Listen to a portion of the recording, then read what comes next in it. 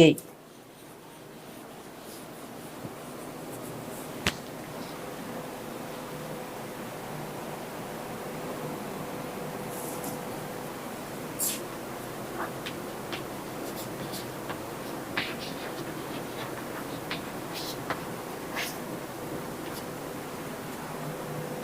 தேய்பிறை திருதியை.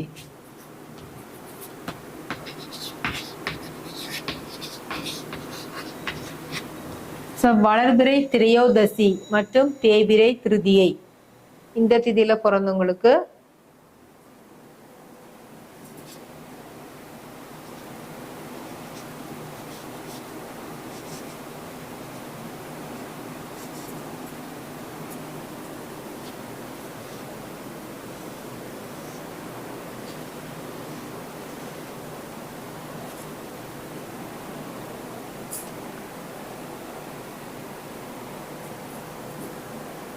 திரையோதசியில பிறந்தவங்களுக்கு ரிஷபமும் சிம்மமும் தீசூனிய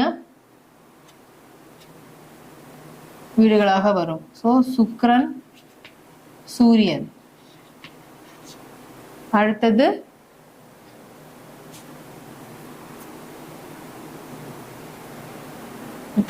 தேய்பிறை திருதியை.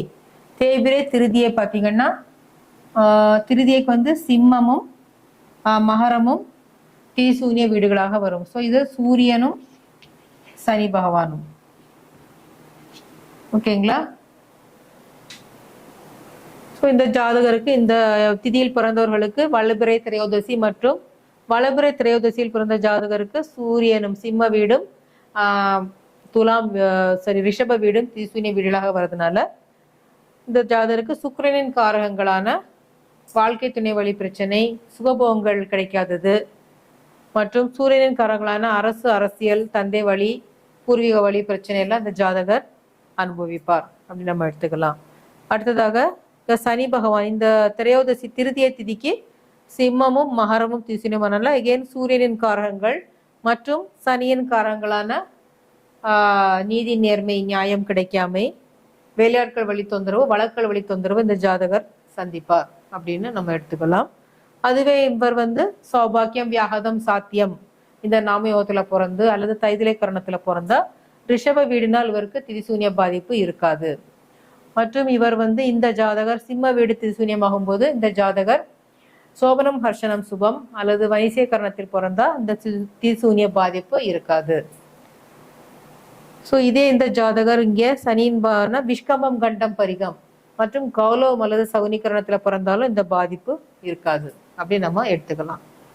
மற்ற அன்பர்களுக்கு அனைத்தும் பாதிப்பு கடுமையாக இருக்கும் பட்சத்தில் நம்ம எந்த தேவியை வழிபாடு செய்யலாம் அப்படின்னு பாத்தீங்கன்னா ஸ்ரீ சர்வமங்கள நித்யா. ஸ்ரீ சர்வமங்கள நித்யா.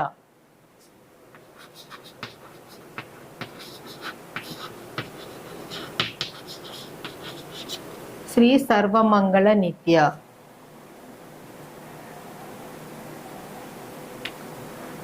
ஓம் சர்வமங்களை வித்மகே. ஓம் இதற்குண்டான மூல மந்திரம் ஓம் சர்வமங்களை வித்மகே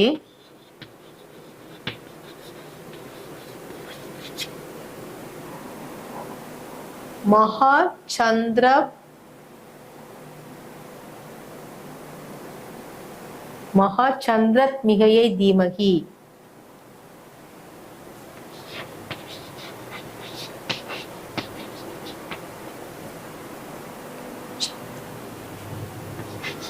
மகா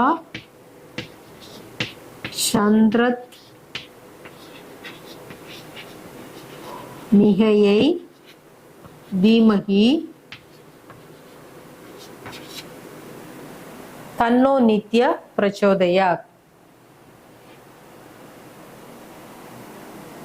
இது இந்த ஸ்ரீ சர்வமங்கள நித்யா தேவியக்கு உண்டான காயத்ரி மந்திரம்.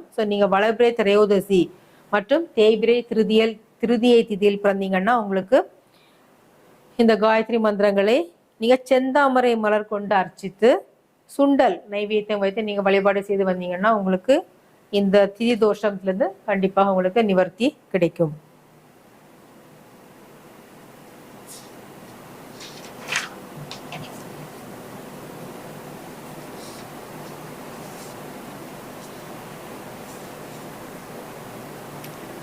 அடுத்ததாக நம்ம பார்க்க போறது வளர்பிறை சதுர்த்தசி மற்றும் தேய்பிறை துதியை.